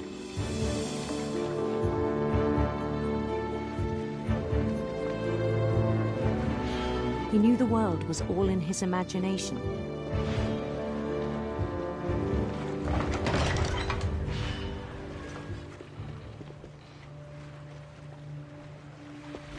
But he was so proud of having created it.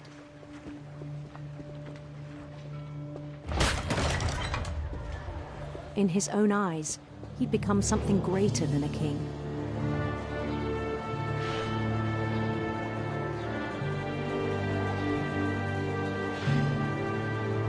For someone who'd never known success in the real world, I think it was overwhelming. And then it struck him that the real Lewis was not the one chopping salmon, but the one climbing the steps of a golden palace.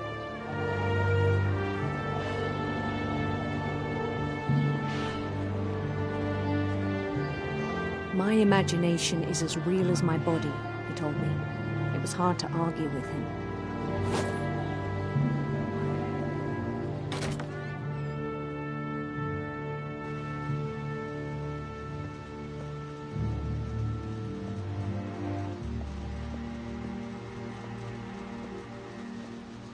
He began to forget the world we know.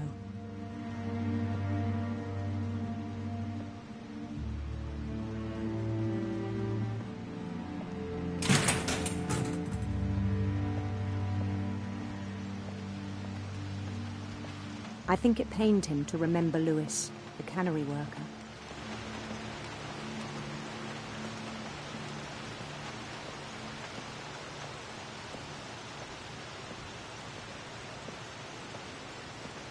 He began to despise the man with a royal contempt.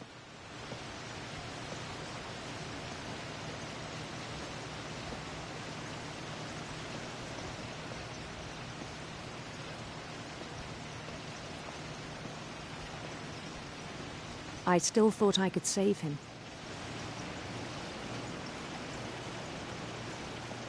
Even after he said he was being crowned king over all the lands of wonder.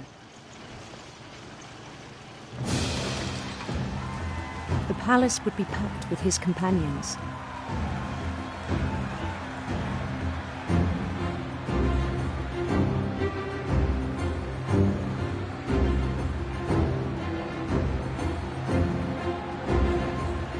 Including the wise Calico who'd insisted on advising him.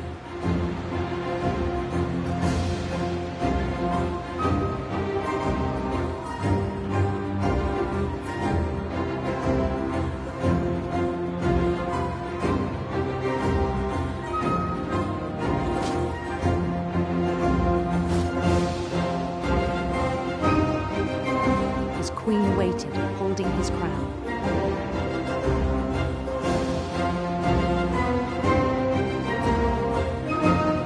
There was only one thing left to do.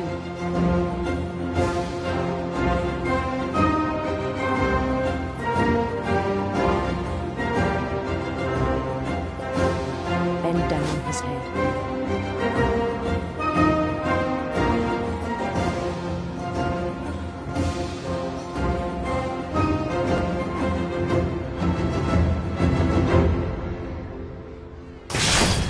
And the rest I think you know. Mrs. Finch, your son was a kind man who will be missed by all of us who knew him.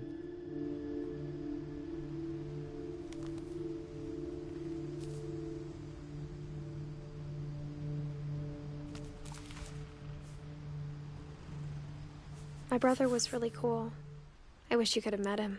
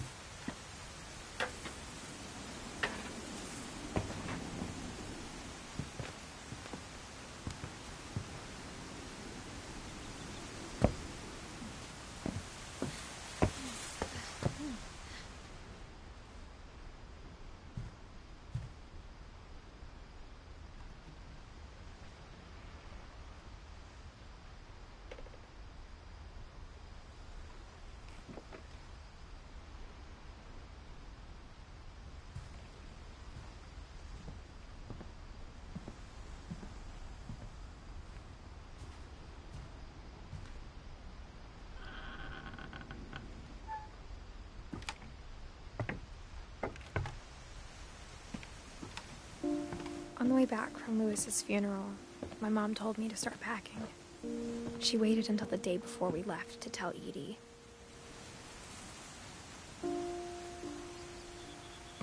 I'm not sure if she wanted to make it easier or harder.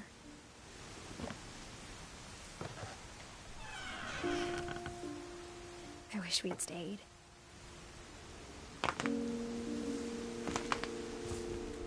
But I understand why we left.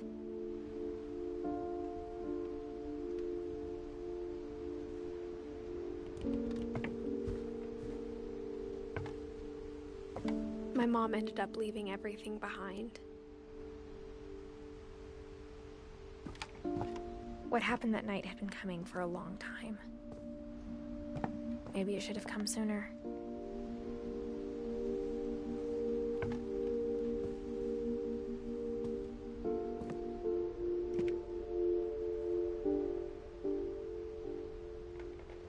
But it had to end one way or another.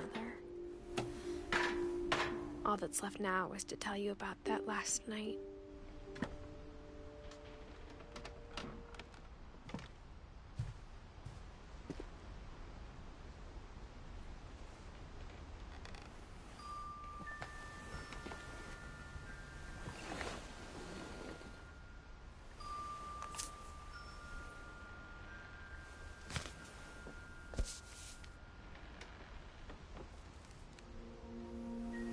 That whole last day, Edie just watched us pack and didn't say a word. Until supper, when she raised her glass and said, "To our final night together, and all our final nights apart." Grandma, you know what I said about alcohol. Some of your medications are very Edith, specific. I left a present for you in the hallway. Why don't you go open it? The grown-ups have to argue now. I'm sorry, you're right.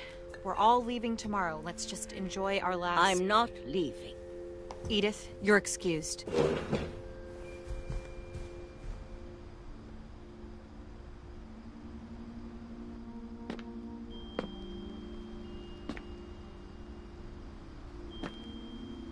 The power had been shut off that morning, but Edie always had plenty of candles. When my mom said the library, I don't think she knew about the other entrance.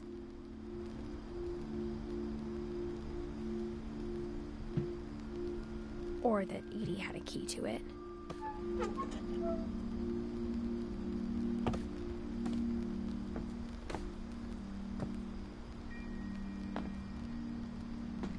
That thing you're afraid of isn't going to end when you leave the house.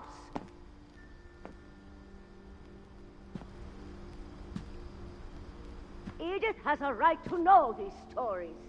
My children are dead because of your stories. I think it's best if Edith and I leave tonight. We'll have the nursing home send a van for you in the morning, okay?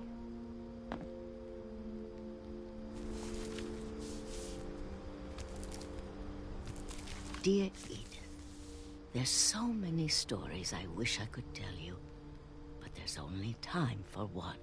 This is about what happened on the night you were born. That night, the tide went way, way out.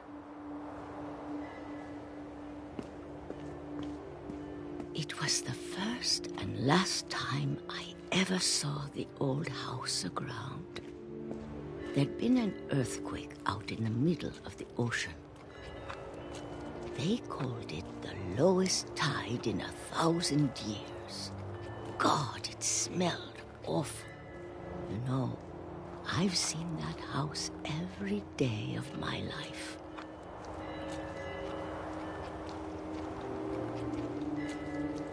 But I never thought I'd go back to it. When the fog rolled in, I lost my way.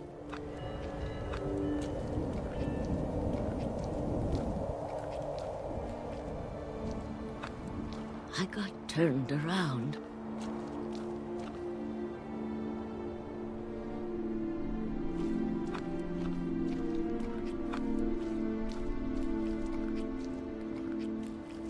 I started seeing things.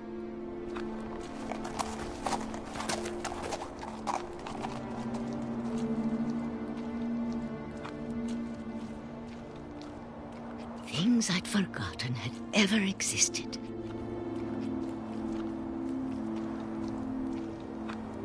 But when I saw them, they felt like old friends. That night, a lot of things came back to me. Or maybe I came back to them.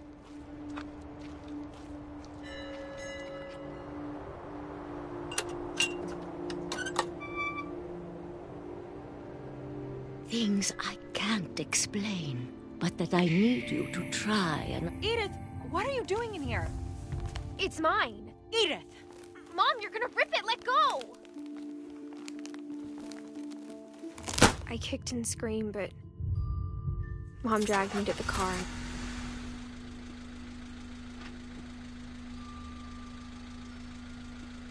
I never saw Great-Grandma Edie again. The next morning, the van came to pick her up, but she was already gone. After that, we moved around a lot.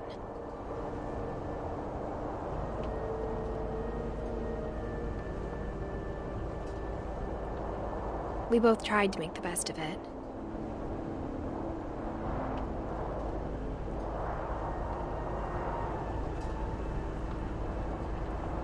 A few years went by.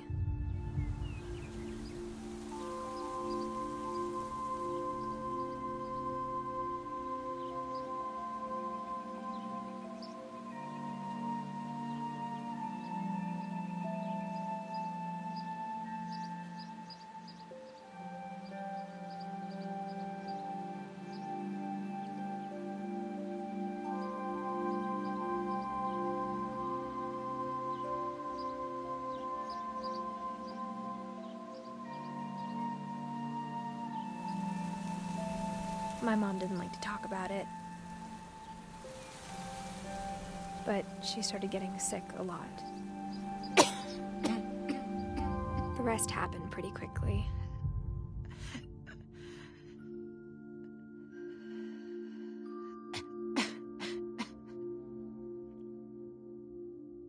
She got better for a while, and then she didn't. And then I was alone.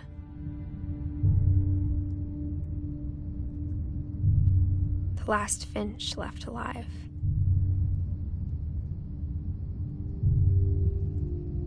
Until I found out about you. I'm still not sure what to tell you about all this. If we lived forever, maybe we'd have time to understand things. But as it is, I think the best we can do is try to open our eyes. And appreciate how strange and brief all of this is.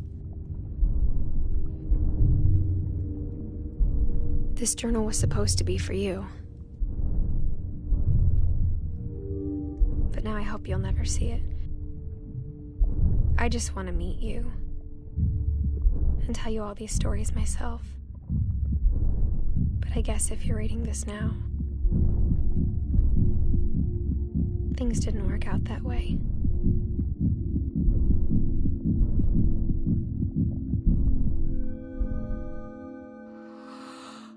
This is where your story begins.